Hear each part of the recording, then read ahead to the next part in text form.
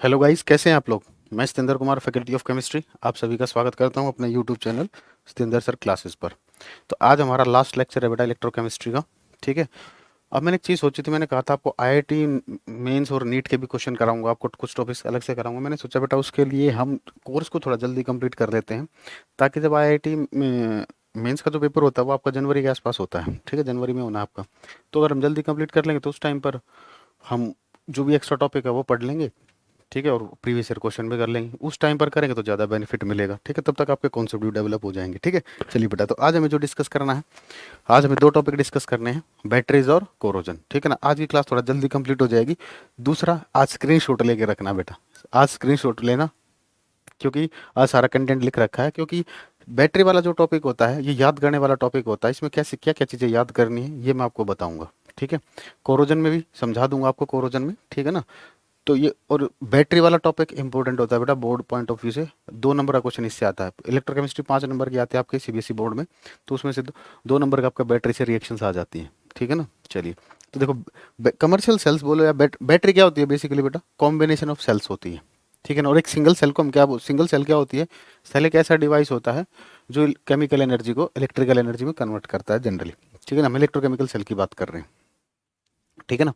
तो देखो, हमारे पास 3 टाइप की बैटरी होती है। एक होती है प्राइमरी सेल, दूसरी होती है सेकेंडरी सेल, तीसरी होती है फ्यूल सेल। ठीक है। आप यार एक काम करना, स्क्रीनशॉट के लिए आप चाहे क्लास के बाद में स्क्रीनशॉट लेना, अभी समझ लीजिए। ठीक है ना। स्क्रीनशॉट आप बाद में क्लास को रोक के वहीं साथ के साथ नोट्स बना लेना बाद में। ठीक है ना, अभी समझ लीजिए। ठीक है। क्योंकि मैं आपको जब मैं जहाँ पर स्क्रीनशॉट लेना होगा मैं साइड में हो भी जाऊंगा। अगर आप इसका स्क्रीनशॉट लेना चाहते हो तो ले सकते हो। ठीक है ना, क्योंकि इसमें मेरे पीछे कुछ लिखा हुआ नहीं है। चलिए, तो प्राइमरी सेल कौन सी होती है बेटा, वो सेल जिसको अगर एक बार आप यूज कर लो, आप उसे दोबारा यूज नहीं कर सकते। मीन्स जिसे दोबारा रिचार्ज नहीं किया जा सकता। जैसे क्लॉक के अंदर सेल डालते हैं, क्लॉक के अंदर जो सेल होती है वो होती है आपकी ड्राई सेल। ठीक है ना, लेकलेंची सेल। तो क्लॉक के अंदर जो सेल डलती है बेटा, एक बार आपने उसे यूज कर लिया, ठीक है ना, उसके बाद उसे दोबारा यूज नहीं कर, आप उसे दोबारा यूज नहीं कर सकते, सॉरी। ठीक है। सेकेंडरी सेल कौन सी होती है, जिसे आप बार बार रिचार्ज करो फिर से यूज कर सकते हो। मीन्स प्राइमरी सेल को दोबारा रिचार्ज नहीं कर सकते, सेकेंडरी सेल को हम रिचार्ज कर सकते हैं। फ्यूल सेल जनरली यूज की जाती है बेटा स्पेस प्रोग्राम्स में। ठीक है ना, अब फ्यूल सेल को भी हम डिस्कस करेंगे। चलिए, तो देखिए, तो ये प्राइमरी सेल का डेफिनेशन है, ये इसके एग्जांपल जो मैंने आपको बताया, ड्राई सेल और मरकरी सेल। तो आपको क्या करना है बेटा, ये जितने भी सेल आएंगे बेटा आपको याद रखना है, कैथोड कौन से मटेरियल का बनता है, एनोड कौन से मटेरियल का बनता है, कैथोड पर कौन सी रिएक्शन होती है, एनोड पर कौन सी रिएक्शन होती है, इलेक्ट्रोलाइट कौन सा होता है, और जो थोड़े बहुत क्वेश्चन हो साइड साइड में आपको बताता रहूंगा। ठीक है। तो देखिए, ड्राई सेल की बात करें हम, ये होती है हमारी ड्राई सेल। ये वही सेल है जो आप क्लॉक्स के अंदर यूज करते हो। ठीक है ना, ये इसका अपरेटस अरेंजमेंट होता है। ठीक है। अब देखिए, इसमें जो एनोड का काम करता है, ये आपका जिंक कंटेनर, ये क्या आपका जिंक कंटेनर, ये किसकी तरह काम करेगा, एनोड की तरह काम करेगा। ठीक है ना। ये है ग्रेफाइट की रोड, ये है ग्रेफाइट रोड, ये किसकी तरह काम करेगी, कैथोड। तो याद रखोगे, एनोड किसका बनता है, जिंक का बनता है, और कैथोड किसका बनता है बेटा, ग्रेफाइट का बनता है। ठीक है ना। ये कार्डबोर्ड होता है, ये बाहर वाला जो है ये कार्डबोर्ड होता है। ये क्या करता है, इस सेल को प्रोटेक्शन प्रोवाइड करता है एटमॉस्फेयर से, ताकि एटमॉस्फेयर में जो गैसेस वगैरह हैं, ठीक है ना, या मॉइस्चर वगैरह, वो इसके साथ रिएक्ट ना करे। ठीक है। यहाँ पर ये आपके क्या है बेटा, ये है आपकी कैथोड। तो ये इसके साइड में ये पेस्ट भरा होता है, MnO2 प्लस कार्बन का पेस्ट भरा होता है। यहाँ पर आपका इलेक्ट्रोलाइट होगा, इलेक्ट्रोलाइट होता है अमोनियम क्लोराइड प्लस ZnCl2। ठीक है। चलिए, तो ये इसका सर्किट डायग्राम हो गया, अरेंजमेंट हो गया। ठीक है। अब आपको इसके बारे में इसकी रिएक्शंस याद रखनी है। ठीक है, कि कैथोड पर क्या रिएक्शन होगी, एनोड पर क्या रिएक्शन होगी, रिएक्शन आपको आनी चाहिए। तो हम इसके रिएक्शंस में देखते हैं, तो यहाँ पर अमोनिया गैस लिबरेट होती है। क्या होती है, ये अमोनिया गैस यहाँ पर लिबरेट होती है। अब ये जो अमोनिया गैस लिबरेट हुई है, ये जिंक +2 आयन के साथ मिलकर एक कॉम्प्लेक्स बना लेती है। ठीक है। इसकी जो रेंज होती है वो 1.25 से लेकर 1.5 वोल्ट तक होती है। ठीक है। इस बैटरी की लंबी लाइफ नहीं होती। क्यों नहीं होती बेटा, आपने देखा होगा कई बार हम सेल को यूज भी नहीं करते तब भी वो डेड हो जाता है। इसका रीजन क्या होता है, इसके अंदर हम ये जो यूज कर रहे हैं अमोनियम क्लोराइड, इसका नेचर कैसा होता है, एसिडिक। ये क्या करा देता है, इस सेल का अंदर से कोरोजन करा देता है। ठीक है ना, कोरोजन की वजह से ये सेल अपने आप डेड हो जाती है, इसलिए इसकी लाइफ कम होती है। ठीक है। तो ये क्वेश्चन आपका बनता है एक तो, कि अमोनिया जो लिबरेट होती है वो कहाँ जाती है, वो जिंक +2 के साथ कॉम्प्लेक्स बना लेती है। एक चीज़ आपको ध्यान रखनी है, इसकी लंबी लाइफ क्यों नहीं होती, क्योंकि इसके अंदर हम एसिडिक अमोनियम क्लोराइड यूज करते हैं। ठीक है ना, ये एसिडिक ही होता है, देख सकते हो, ये एक सॉल्ट है, वीक बेस और स्ट्रॉन्ग एसिड का। तो कौन सा पार्ट स्ट्रॉन्गर है इस सॉल्ट के अंदर, एसिडिक पार्ट स्ट्रॉन्गर, आपका HCl वाला पार्ट स्ट्रॉन्गर है। ठीक है ना। एक मिनट बेटा, कुछ, चलिए ठीक है, कहीं कुछ मिस ना हो गया हो। बैक कर रहे थे ना, चलिए। अच्छा, एक मिनट। ठीक है। तो ये अमोनियम क्लोराइड क्या है, ये सोल्ट है। सोल्ट किसका कॉम्बिनेशन होता है, एसिड और बेस का कॉम्बिनेशन होता है। तो इसमें एसिडिक पार्ट कौन सा होगा, HCl आपका एसिडिक पार्ट है और अमोनियम हाइड्रोक्साइड इसका बेसिक पार्ट है। तो एसिड और बेस में से कौन सा पार्ट स्ट्रॉन्गर है, एसिडिक पार्ट स्ट्रॉन्गर है, इसीलिए हम बोलते हैं इसका नेचर कैसा है, एसिडिक। इसकी वजह से क्या हो जाएगा, ड्राई सेल का कोरोजन हो जाएगा, इसलिए वो लंबे टाइम तक हम उसका यूज नहीं कर पाएंगे, कि कोरोजन होने से वो डेड होती चली जाएगी। ठीक है, चलिए ये ध्यान रखोगे। ये आती है मरकरी सेल। मरकरी सेल का यूज कहाँ पर करते हैं, आपने देखा होगा जिन लोगों को कम सुनाई देता है वो कानों में क्या करते हैं, एक मशीन लगाते हैं, उस मशीन के अंदर जो बैटरी होती है वो होती है आपकी मरकरी सेल। ठीक है। और इसका यूज कहाँ पर करते हैं हम, वॉच सॉरी, इसका दूसरा नाम होता है बेटा बटन सेल। ठीक है ना, दूसरा नाम क्या होता है इसका, बटन सेल होता है। चलिए, अब इसके अगर हम एपरेटस की बात करें, इसमें भी एनोड किसका बना होता है, जिंक का बना होता है, और कैथोड किसकी बनी होती है, कार्बन की बनी होती है। इसके अंदर इलेक्ट्रोलाइट पूछे तो पोटेशियम हाइड्रोक्साइड या सोडियम हाइड्रोक्साइड, इसमें हम इलेक्ट्रोलाइट यूज करते हैं। ये इसकी रिएक्शन है। ठीक है ना, ये अरेंजमेंट जो आपको बताया ये सारा इसमें लिखा हुआ है। ठीक है ना। अगर आप इसकी खास बात क्या है, ये कांस्टेंट वोल्टेज देती है।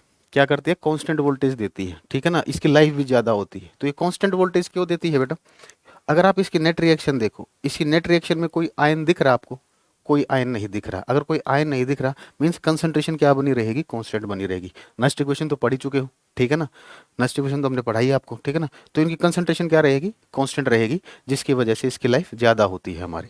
ठीक है, चलिए।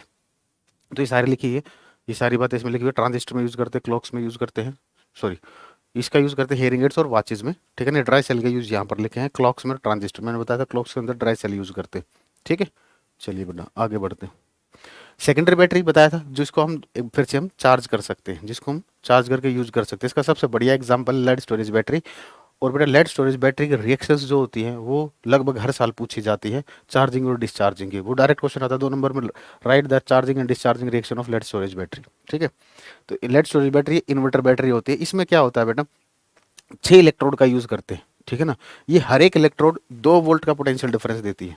ठीक है ना, हर एक इलेक्ट्रोड कितना पोटेंशियल देगी, 2 वोल्ट का पोटेंशियल देगी। तो इसकी टोटल कैपेसिटी कितनी हो जाएगी, 6 है तो ये 12 वोल्ट की बैटरी, मतलब ये जो लेड स्टोरेज बैटरी है कितना पोटेंशियल जनरेट करेगी, 12 वोल्ट का।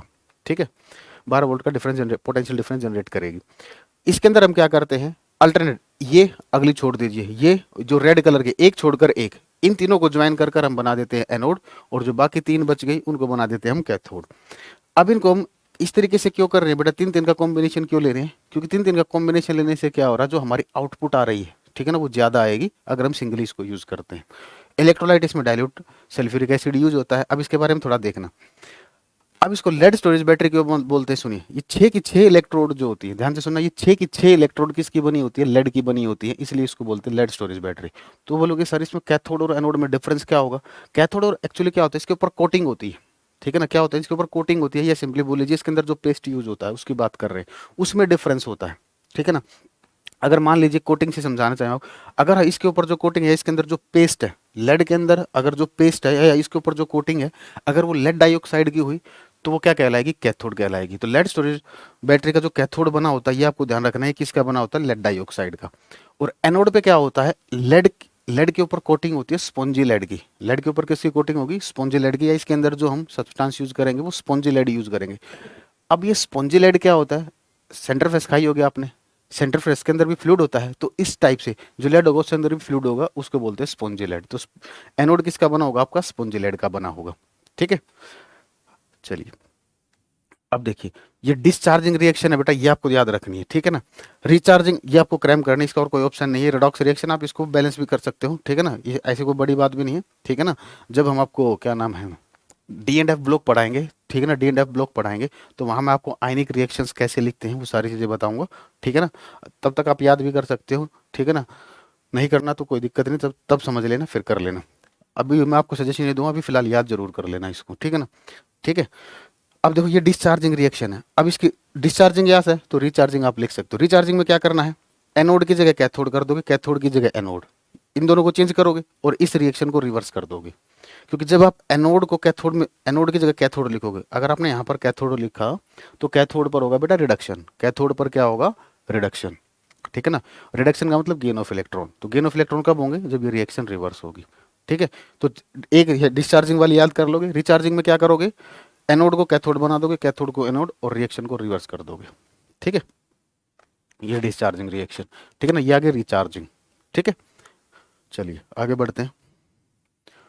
निकल कैडमियम सेल, ठीक है ना, तो इसमें याद रखोगे C for cadmium, C for cathode, ऐसा नहीं होता, उल्टा होता है। ठीक है ना, इसका तो, ठीक है ना, इसका जो C for cadmium, C for cathode, यानी कि कैडमियम जो होगी वो कैथोड की नहीं, वो एनोड की बनी होगी। ठीक है ना, और कैथोड किसकी बनी होगी, आपकी निकल ऑक्साइड की। ठीक है, इसका यूज हम कैलकुलेटर में करते हैं, ये एक्सपेंसिव होती है। ठीक है ना, इसकी जो लाइफ होती है बेटा आपके लेड स्टोरेज बैटरी से भी ज़्यादा होती है।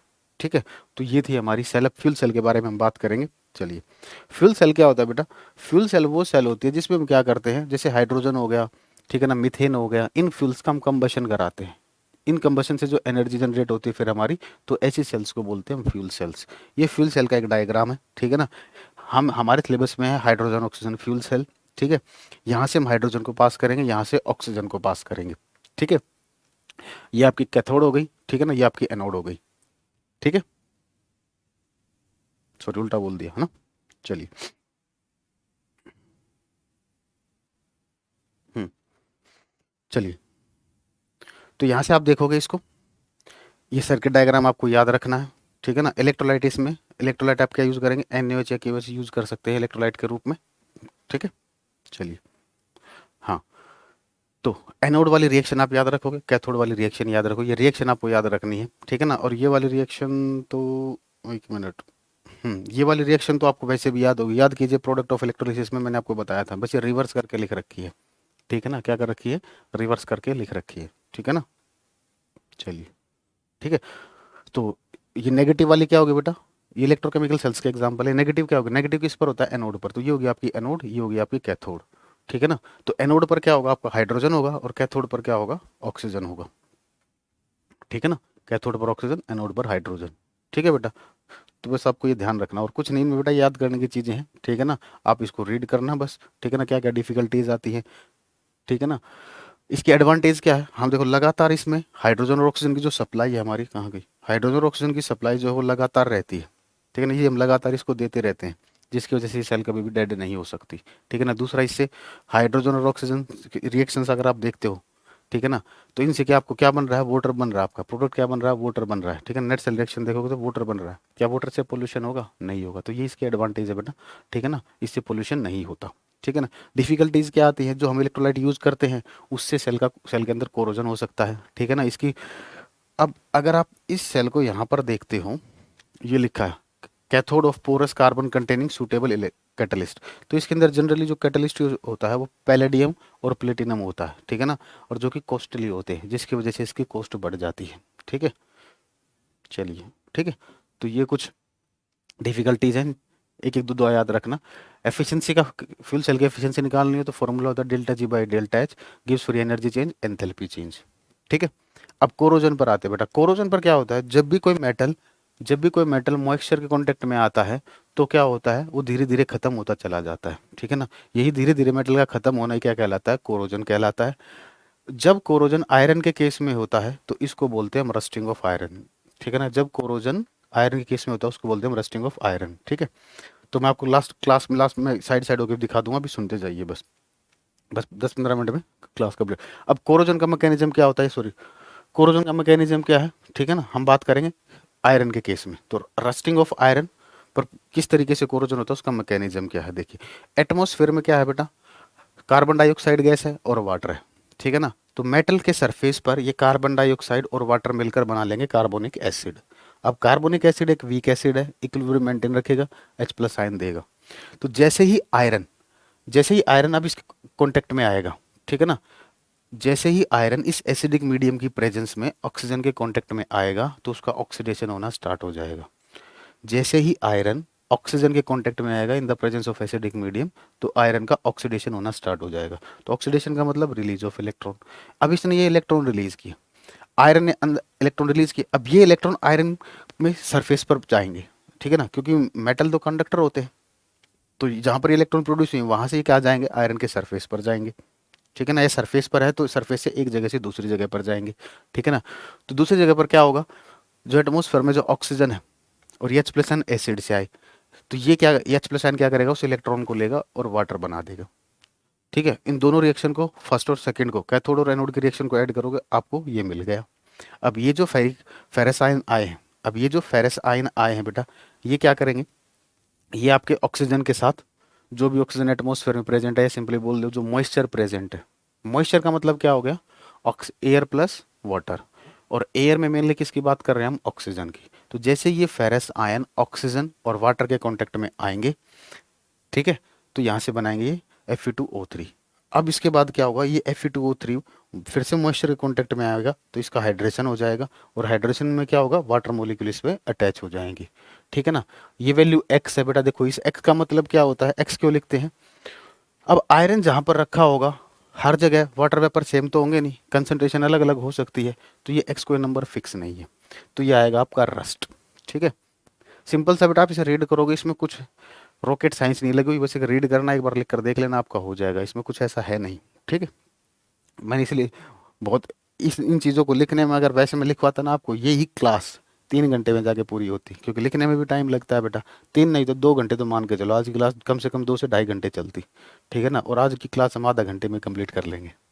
ठीक है, चलिए, अब कौन से फैक्टर है जिससे कोरोजन बढ़ता है, एक बात बताओ, कोरोजन में क्या हो रहा है बेटा, मेटल का ऑक्सीडेशन हो रहा है, आयरन ने इलेक्ट्रॉन रिलीज किए थे ना, तो मेटल का ऑक्सीडेशन हो रहा है। ठीक है, अगर मान लीजिए जो मेटल ज़्यादा रिएक्टिव होगा, जितना ज़्यादा रिएक्टिव होगा उतना ऑक्सीडेशन जल्दी होगा, तो जितने ज़्यादा रिएक्टिव मेटल होते हैं बेटा, उसका कोरोजन का प्रोसेस जल्दी होता है। ठीक है, दूसरा, आपने देखा होगा अगर मेटल को आप बेंड कर दोगे, तो उस बेंडिंग प्लेस पर जो होगा कोरोजन फास्टली होता है, या मेटल पर किसी प्लेस पर स्क्रैच आ जाए तो वहां पर कोरोजन आपका ज़्यादा होगा। तीसरा, इलेक्ट्रोलाइट्स की प्रेजेंस में कोरोजन बढ़ता है। इलेक्ट्रोलाइट्स की प्रेजेंस में कोरोजन क्यों बढ़ता है बेटा, क्योंकि इलेक्ट्रोलाइट्स से क्या होंगे, आयन प्रोड्यूस होंगे, और वो आयन क्या कराएंगे, मेटल ने जो इलेक्ट्रॉन रिलीज किए हैं उनके फ्लो को और फास्ट कराएंगे। ठीक है ना, क्योंकि फ्री आयंस भी तो इलेक्ट्रिसिटी कंडक्ट करा सकते हैं, तो वो क्या करेंगे, उन इलेक्ट्रॉन के फ्लो को और फास्ट कराएंगे। ठीक है, तो इसलिए बोलते हैं सैलाइन वाटर जो होगा उसमें कोरोजन जल्दी होता है, मॉइस्चर जितना ज़्यादा होगा कोरोजन उतना ज़्यादा होगा। ठीक है, तो ये सारे फैक्टर्स लिखे हुए हैं।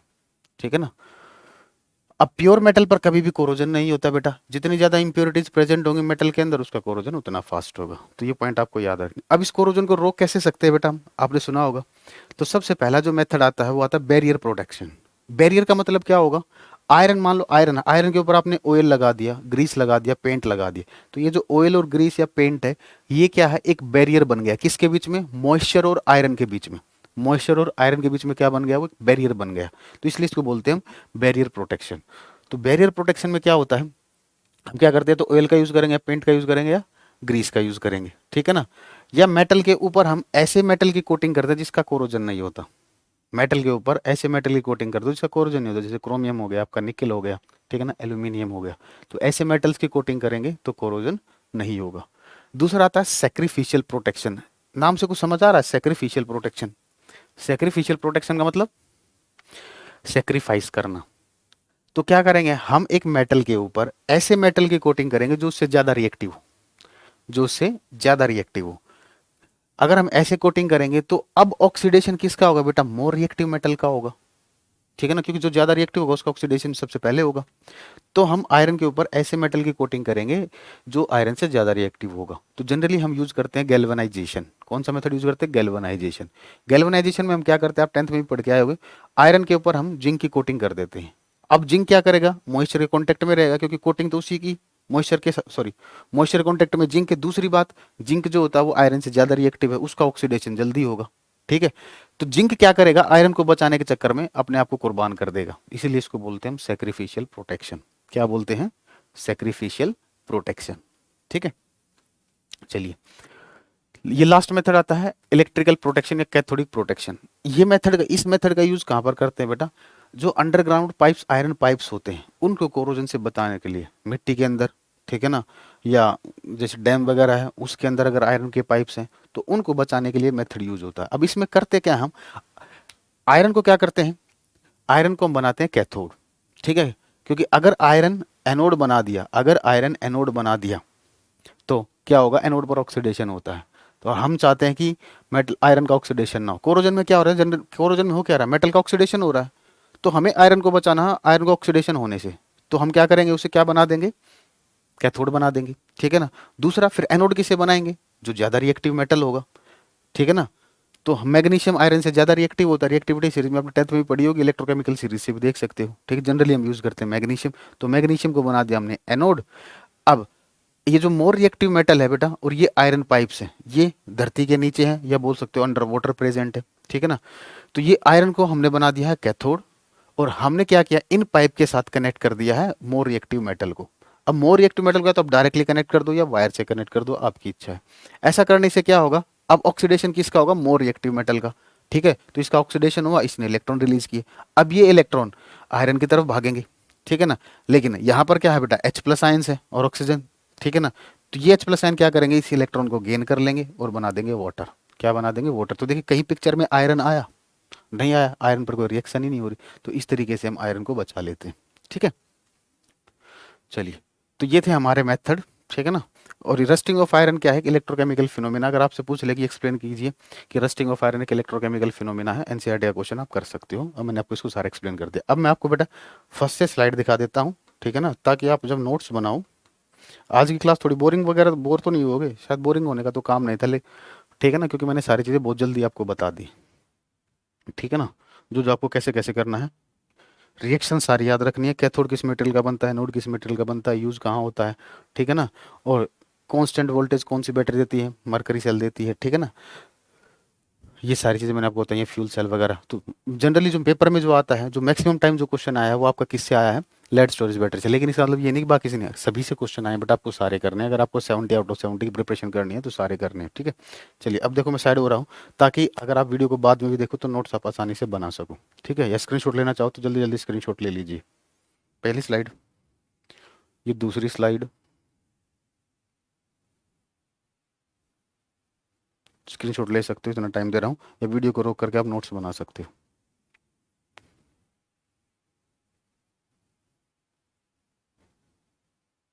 तो आप लोगों का टाइम मैंने बचाया है, ठीक है ना।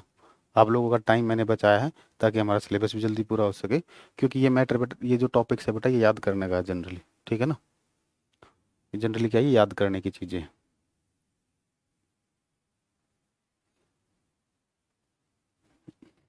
एक बार फिर से देख ले, स्क्रीनशॉट ले लीजिए जल्दी से, ठीक है। चलिए, हम्म, ठीक है ना।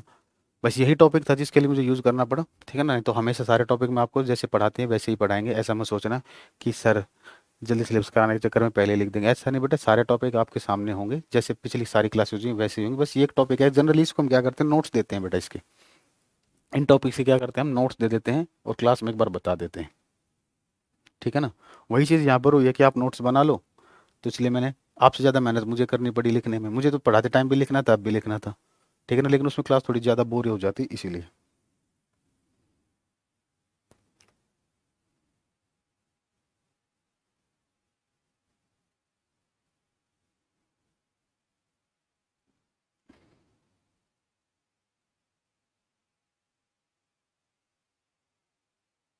देख रहे हो कलाकारी कितनी अच्छी कर रखी है। अच्छा, आज की क्लास बताना बेटा, कुछ समझ आया या नहीं, ठीक, क्लास अच्छी लगी या नहीं। क्योंकि ये याद करने का टॉपिक है बेटा, माइंड मत करना, ठीक है ना। बैचेज में भी होते हैं तो इसके हम नोट्स दे देते हैं और ओरली बता देते हैं, ठीक है ना। क्योंकि इतना टाइम खराब नहीं कर सकते इन टॉपिक्स पर, ठीक है ना। तो कैसी रही क्लास और आपकी प्रिपरेशन कैसी रही, इलेक्ट्रोकेमिस्ट्री में आपका एक्सपीरियंस क्या रहा। आपने मुझसे पूरा इलेक्ट्रोकेमिस्ट्री पढ़ा है, आज की क्लास में लाकर भी क्या एक्सपीरियंस रहा।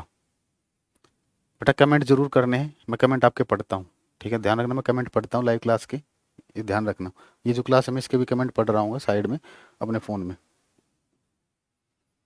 तो एक्सपीरियंस मुझे बताएं, इलेक्ट्रोकेमिस्ट्री में क्या कॉन्फिडेंस है अब आपका, चीज़ें अच्छे से समझ आई या नहीं आई, ठीक है ना। कोई डाउट है, किसी टॉपिक में कोई दिक्कत आई हो तो बताना। मैंने अपनी तरफ से बेस्ट करने की कोशिश की है।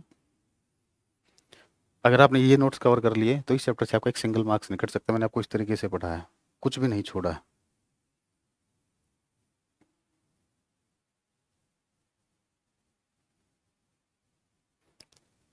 ठीक है। तो आप इसके नोट्स बना लेना बेटा।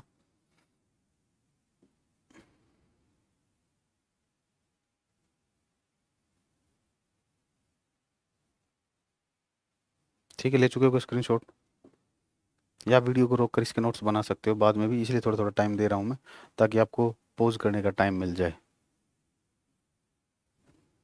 स्क्रीनशॉट मैं कहूँ पॉज करके अपने खुद के नोट्स अपनी कॉपी में नोट्स बनाना, बेटा ये होमवर्क है, ठीक है ना, नोट्स बनाना, क्योंकि स्क्रीनशॉट तो फ़ोन में ही रह जाएंगे नहीं तो आपके।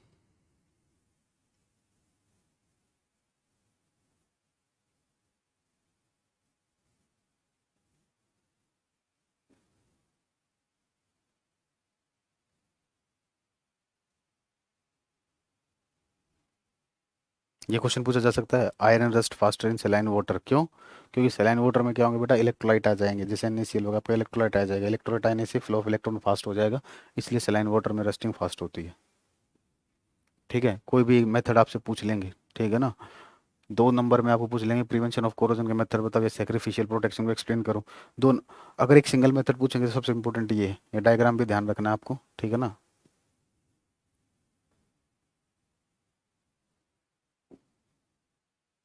चलिए बेटा, ठीक है, अब अगली क्लास में स्टार्ट करेंगे सॉल्यूशन, ठीक है, अब हम सॉल्यूशन स्टार्ट करेंगे, फिर उसके बाद सॉलिड स्टेट कर लेंगे, ठीक है, पोज कर लेना बेटा यहाँ पर आप, चलिए ठीक है।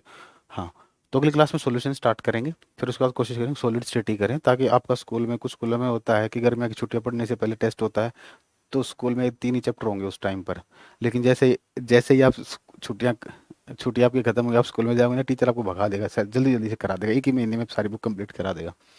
ठीक है, हमारा सिलेबस बिल्कुल सही चल रहा है, काफ़ी आगे चल रहा है, आपको पता होगा, ठीक है ना, काफ़ी आगे चल रहा है, मतलब बढ़िया चल रहा है, जितना अच्छे से हम कर रहे हैं, इसको कराने में टाइम लगता है, कितने 8 या 9 लेक्चर लग गए हमारे, तो ये 9 लेक्चर 18-20 घंटे के बराबर हैं, ठीक है ना। तो सिलेबस हमारा बहुत स्मूथली होगा, फर्स्ट बुक मान के चलो मई जून, जून में कंप्लीट करा देंगे फर्स्ट बुक, पहले जून जून में खत्म हो जाएगी फर्स्ट बुक मोस्ट प्रोबेबली, ठीक है ना, तो कोशिश रहेगी सितंबर अक्टूबर तक आपका सिलेबस आराम से हो जाएगा, ठीक है। तो गाइस वीडियो को शेयर करना ना भूलें, ठीक है ना, आप शेयर कम करते हो, ठीक है ना, ताकि मैक्सिमम बच्चों के पास ये पहुंच सके, ठीक है। Okay guys, this is for today, thank you, bye bye, take care.